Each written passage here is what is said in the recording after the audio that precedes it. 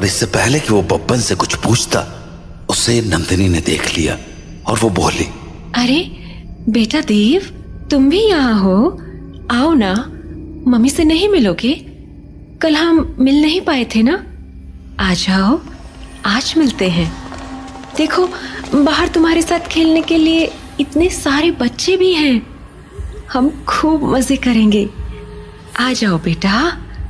नंदिनी और उसके साथ उन बच्चों की टोली को देखकर देव को डर तो बहुत लगा, पर उसने नंदिनी की बातों पर ध्यान न देते हुए बब्बन से पूछा, बब्बन भैया, दरवाजा तो खुला है और आपने मम्मी को अंदर आने को भी बोल दिया है, फिर वो अंदर क्यों नहीं आ रही हैं? और ये बच्चे भी बाहर ही खड़े हैं, क्यों?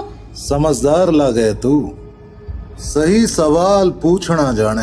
हाँ, मतलब यो कि जिस रात मैंने थारी माँ को मरते हुए देखा, उस रात मैं भी यही सोच रहा था कि आखिर इन बाशिंदों ने थारे बाप को क्यों नहीं मारा, वो बस के अंदर क्यों ना गए। तो अगली सुबह मैं बस के अंदर गया, ये देखने कि आखिर वहां ऐसा था क्या।